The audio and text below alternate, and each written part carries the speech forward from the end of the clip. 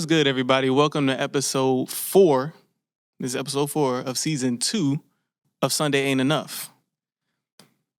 Got my peoples in the building. You already know. Yeah. Y'all know who we are, right? By now. If they don't, Google me. Hey. Actually, I'm not that big yet. I hope Googleable. We making Please up. don't, actually. But they actually might not know who this is. She has a new last name, right? Ooh, I do. Whoa! That's crazy. Hey. Crazy. I do. My new last name is Williams. Kimberly Brown Williams? Is that how you're going to do it? As in like a hyphen?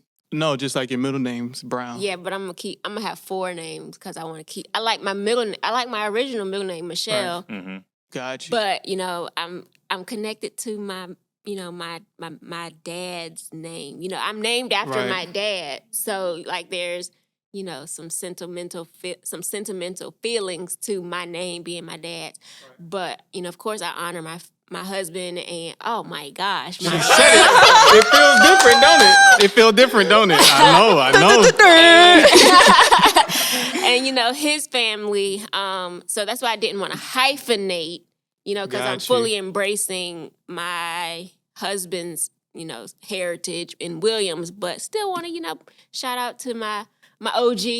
Hey. The OG. So it's 4 names almost on some I feel like that's what they do in like some Spanish speaking countries. They You're just right. got mad names. They a do. lot of names. They do. And so we're going to see how it goes when I go through the actual name change process. Because I've heard, they be a little funny about 4 names, but it might just be Michelle Brown, like one word. I don't know. One word. I don't know. Fancy. I don't know. We'll figure it out. But that Hey, is the desire. That's good. That is You right. That process is a lot. My wife recently just got her whole name all her finally stuff. Yeah. changed. We've been here for 6 months. Yeah. So she dropped her middle name, which was Tyler Courtney. She dropped that, and if we have a daughter, we're giving her that name. That name. So so it's Naja Estrepo Jones. Her middle name is her original. Yeah. Mm-hmm. So it's just weird. I think my mom did the same thing. So that's a sacrifice, man. Dropping names. You know what? My mom dropped her maiden name. Dropped it totally. We don't know it. It don't start with a K? That's her middle like her original middle name. Oh. It's K. Like it is K. Just K? I know we put Valerie K. Dot, but it's K. The word, yeah. K-A-Y, yeah. I did not know that. I was writing her name today, like on the like a lower third, and I was like, I wonder what her middle name is. Yeah, K. It's really K. No, I always people never think that. They're like, "What's your mom's middle name?" K. Okay. No, Stop playing with me. What is it? K. No. But y'all, as you can see or hear, we are talking about marriage, and we just want to thank Darian for this topic. God being on his nosy heart. enough to ask about all y'all business. He about to be all up in our business, man. Okay. You got some questions? No, I mean, even what y'all were just talking about, I think is interesting. Because if it wasn't societal, and then maybe there's some underneath like thing, but would you sacrifice your name? As a man? Yeah. Ooh. I don't know. I'm just asking. I'm just talking. Isn't that what they do in Spanish culture? I don't know what the proper term is. Some culture. Latinx culture, like they take on the mother's name or something like that. Wow. Keep talking. I'm gonna look it up. I don't know. We took Spanish together. We should know this. Yeah, I made it but to Spanish 4. I'm just saying, as far as are there things societal wise that you'd be like, if she was like, yo, I'm not changing this. All right, example, one of my homegirls that I worked with, she was like, I love my name. I'ma be O'Neal forever. And she was like, I don't care who it is. And then she was like, all right, maybe I just like the O. So if their last name is Parsons, she was like, our last name will be O Parsons. Like, Wow. And she was so dead set on this thing. She's married now. She took the dude's name. But Okay. in the moment, that's right what, one. The right one can how you going against what you and always so that's what I'm said. saying. I don't, if it's societal and you don't want, I'm just saying, would that be something? Yeah. Would you I have drop been it? Sam Restrepo? Wow, that's I would say yeah. If that was something I had to do, I'd drop it. Had to do, like, what if your wife was like, I really rather keep my dad's last name going? Okay, so either two things happen. Me and my dad will fight, or or me and my wife wouldn't be together. So it's between those two things. But at the end of the day, it would have to be me and my dad fighting. Because, it's my wife. Yeah. Mm-hmm. That's who I cling to now. Would you take on your wife's last name? I think I work in sales, and hopefully I could, pitch a good enough sales pitch to convince her otherwise. Yeah, something else. You don't need nothing else besides. Sometimes well, you're free. Exactly. We gotta try something else, and I'm sure I could cite something that's deeper than a feeling. You know what I mean? If you start doing actual research, I'm sure there's something to it. But some people are not going to let you fight it. Some women, if that's really what they want. To keep their maiden. Yeah. Yeah.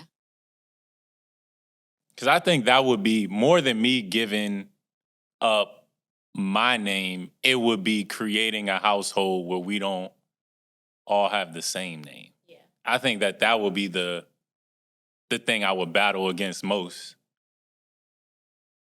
So, are you going to give up your name? Okay. And apparently you're giving up your name. So, okay.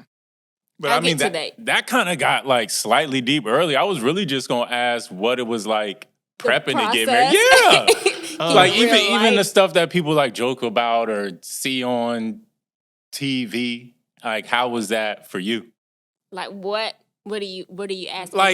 Going to food tastings and picking out a dress and doing all the look at her face and planning stuff. Yeah, so first of all, I love planning things. Anyway, I love to host. I love planning events. Trips, whatever. I just love that kind of stuff. So first of all, I've been planning. I've had a Pinterest board since there was a thing called Pinterest. Whoa. Yeah. Oh, not for the wedding. But yes, for my wedding. For my wedding. Wow. Now, I will throw a little caveat in there because of the timing that my then fiance proposed. You got to get used to it. It didn't fit into my desired Pinterest board timeline because I wasn't going to wait more time. Mm-hmm. So I had to rearrange some things, and I created a new Pinterest board that, became the vision for our actual wedding. And luckily, he just thought it was a great idea, great vision. He threw his pizzazz on top, so he was super involved. But I just love this whole process, and so I told myself at the very beginning that I was not gonna allow anything to stress me out, so that I would fully enjoy everything. So with everything going on, I tried to make sure that I was as proactive as possible. So I got engaged March 28th, 2021, and by Memorial Day, I had my gown. So I had appointments at 3 salons. I went to the first one. I was like, it's okay. I went to the second one, and that's where I bought my gown. And I really feel bad.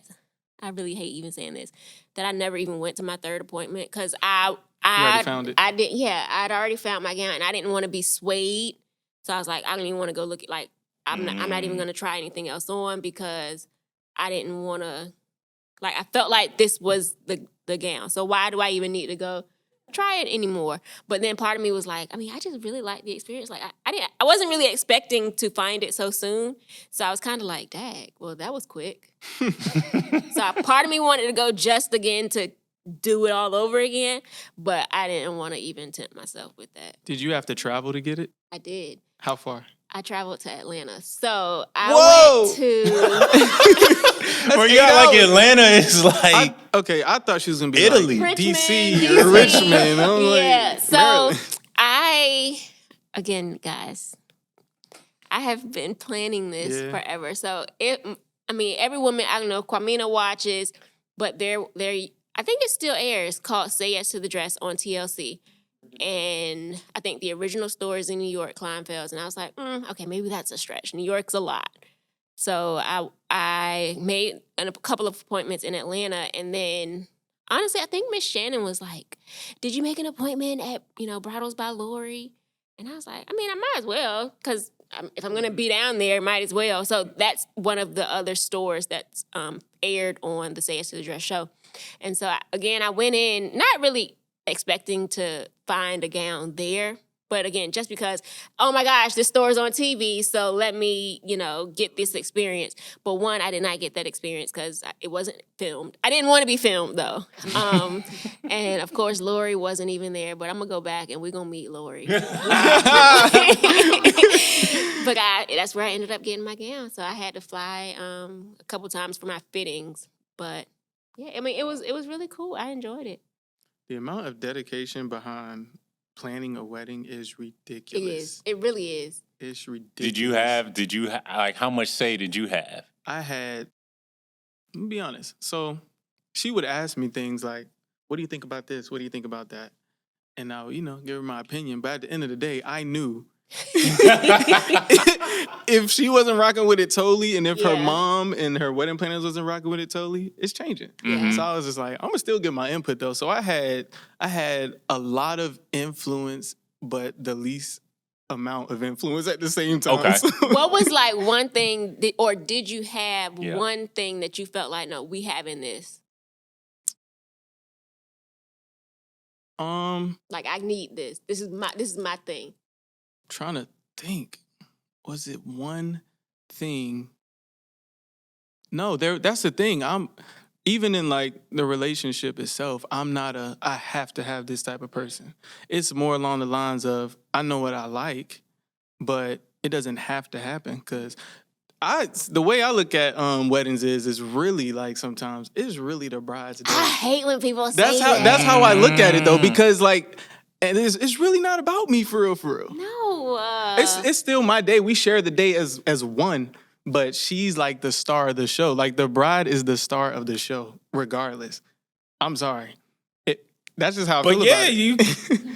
Like, when somebody goes to a Beyonce concert, they want to see Beyonce. True. But them background dancers gotta be giving fire. They do. But let me say something. The groom doesn't walk down the aisle. I mean, you gotta get up with there music somehow. and someone's walking him listen, down. my husband he got his love, he get his shine. Okay. Because I agree, Sam. It does seem like I didn't make the rules. You didn't. I'm gonna just play by him. But it is a lot on the bride, and I don't know. I don't know why that is. Because honestly, it should be about the couple. So I don't know why it became that way. I don't know, guys. But I mean, it really is about the couple. So I guess I try. Why you say it like that? She trying to convince herself. Yeah. It's okay. It's about the couple when you're actually in the process. When you're in the process, like you're actually like the preacher vows. And, that's when it's about the couple. But I really think everything else. Well, I wonder though, is it because? And tell me if I'm wrong, but this is something that women. I'm not gonna say every woman, but a lot of women think about. I told you I've had a Pinterest board. I've desired since marriage 2009 for a long time. Because that's when Pinterest was. I looked it up. 2009. Did you really just look that up? I looked it up. So, we've thought about this, a lot of us, for a long time. Most men couldn't care less about. I got one thing I'm going to do. Uh-oh. I can't tell y'all. What? I can't. We just got to wait. I can't, yeah. Right. Look, and hope we get invited. Right, yeah. I hope we get invited. I got one thing I was like, I kind of want to do that. And it's a really bad idea. And most likely she's not gonna be down for it, but it's a non-negotiable. You gonna stage something. It's a non-negotiable. It's a non-negotiable. I can see Darian like, all right, when we get there, we're both gonna say, I don't. And just it ain't that wild. It ain't that wild. It ain't that wild. I'm trying to think if Linwood had any non-negotiables. I feel like he's kind of like Sam, just, now, let's be clear. He gives his opinion. Sometimes it's a little delayed. Like, I remember saying, okay, we need to come up with the playlist for the DJ for, these moments. This is what I'm thinking. And he'll say, let me think about it. And I don't hear back from him until it's time to now the DJ's like, what we got? And so now he's like, well, what about this song? And what about, I'm like, first of all, you give me, like, I'm itching. I'm like, you're giving me anxiety because I asked you this 2 months ago. Where were your suggestions I was the same 2 way. months ago? I was the So same now, way. because you haven't said anything, in my mind, I'm thinking, oh, this is the flow. This is what I'm going to hear. This is how it's going to be. And now you've completely, but because I don't want it to be just about me, you know, I tried to be compromised. I mean, again, there were some things like a song that I came down the aisle to. I knew that was the song I wanted to come down the aisle to. So there were some things like that. But what he really, and it wasn't like I need to have this or I'm going to be angry, but he's not like a big cake person. Neither is my wife. Or like, I won't say he's not a big cake person. He's not like a big fancy cake person. He's like, you know, go to the grocery store, get me a box, Pillsbury, Sara Lee, throw that thing in the oven, I'm good. Throw that thing in the oven. So, you know, cake tasting wasn't like a thrill for him, but to combat that, and I think a lot of people are like that. So we opted for a variety of desserts. So we had, you know, a cake, but then we also had like assorted other desserts to accommodate, you know, different people's palates. Because what you don't want is a whole bunch of cake left over that you can pay for. So we had a bundt cake. Yeah.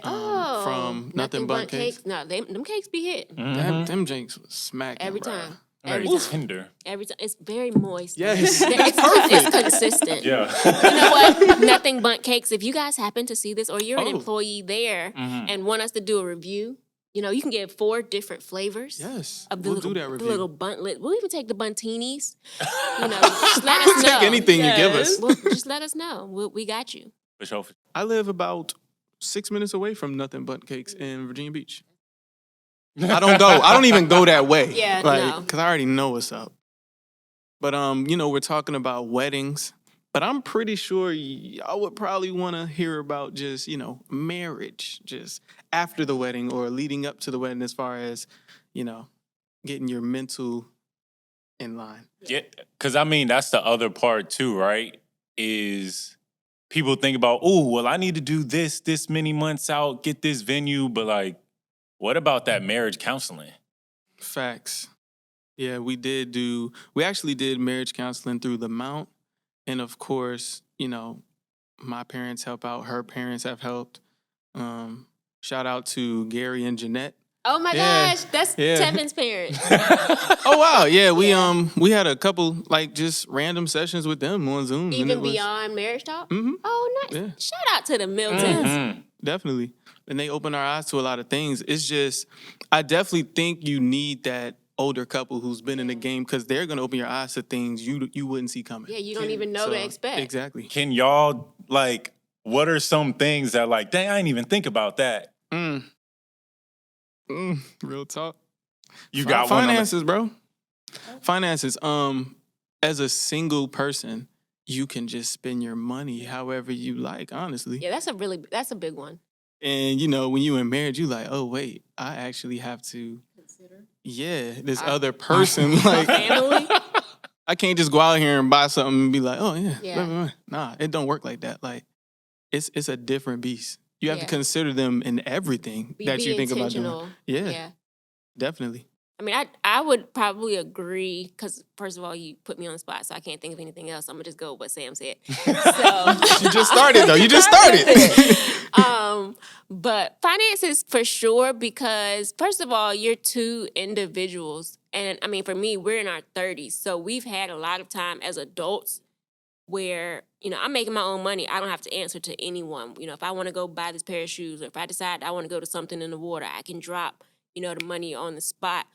And, you know, learning how to now mesh the way that 2 people have, 1, been raised, but 2, how they've been living their life since adulthood, you know, and now y'all are trying to come together and work progressively to your next phase. You know, you're obviously trying to save and you have different goals, but making sure like a goal without action items rarely happens, right? So we have, you know, action items, but we got to make sure that we're on the same page to make sure that we're able to accomplish those action items to then accomplish the goals. So that's definitely a big one. And my mama always say, Love don't pay them bills. Because, I mean, I said I was going to get in y'all business. So y'all are talking about these, like, all right, action items and things to do. But is that, like, what's something that these couples told you was like, yeah, maybe y'all should have a joint account for this, or, you know what, everybody's money is together and you got to talk about it. Like, I understand coming together can be hard, but what makes it difficult, or what kind of conversations do you have to figure out what's going to work for y'all? I think what makes it difficult is pride, your own opinions, and then just kind of how you've been raised, honestly. Because I have my own opinions about how money should be distributed and spent. And then she has her own opinions of stuff like that. So, you know, we can butt heads. I mean, thank God it's nothing like that made us want to be like, oh, I want a divorce, or nothing like that. But it's just, and that goes to another topic, like, something you have to be is willing to do something that you don't usually do. That's the only way it's going to work. So, you know, we're both willing to see each other's, you know, opinions on money and how we both spend it. And it's been working. So we just got to continue to do that. One of the things that Linwood and I have had in regards to our finances, like kind of deep discussion on, is the level of sacrifice that we're both willing to make for certain things.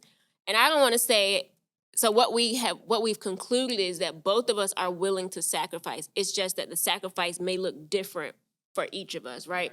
So for him, sacrifice might be, well, I'm just going to, you know, if I know that I'm trying to go make this purchase, I'll, you know, when it comes time to make that purchase, I'll cut back at that moment. So I'll sacrifice in the moment. And for me, I kind of go about it a different way. Like if I know, and again, I guess because I'm more of a planner, like future thinker. So I'll go about it like, hey, if I know I want to go on vacation this time next year and I'm thinking about spending, I don't know, $2,000, I now back myself into what it takes for me to, when that time comes, have my money ready. So I do more of a long-term plan. That way, for me, it's not as drastic of a cutback in the moment. You know, so if that means if I was drinking Starbucks 5 days a week, maybe I cut back 3 days a week and put that money in a piggy bank over the next 50 weeks or whatever it is. As opposed to him, he'll make the sacrifice like in that moment. I won't go buy this, or I'll choose not to eat out the month ahead or something like that. And so we had to come to the conclusion that bottom line is we're both making the sacrifice to make this goal or this purchase or whatever happen. It's just that we go about it. He don't have to do it the way you would do it, because you'd be like, that's a big thing, because again, we're both trying to work toward the same goal. We just have different ways of getting there. Yeah. So that was like, that was a big, I mean, it wasn't like an argument or anything, because again, we haven't, like Sam said, it hasn't been a situation where it's like, if we gonna make this purchase or we gonna meet this goal, we gonna be broke or whatever. You know, it's just learning each other. I mean, that's huge. And I would say I'm the spender, and I'm say spender because when I spend money, I spend a lot of money. Like it's not like it's just sitting here and there. Like I'll make a big purchase. So one thing we had a conversation about is that my account is literally only for household bills and my bills. That way I can't. Like, you know what I'm saying? I can't just make a big, you know, purchase like that. Yeah, consider it'll have to go through her if I want to actually do it, because it's a whole different account. So it's just like, that's discipline for me. Yeah, so. I think that too, what Sam just said, because it's the way he said it, but it's not, I know he didn't mean it that way, like go through her. Like, I mean, it's not a, ma'am, can I make this purchase, please, ma'am? but I think that's like a lot of guys, and I don't know if it's just guys or if women have that same feeling, and I guess, again, it depends on your level of independence, but it's not that I'm asking permission. It's just that I'm being considerate that now it's not just me.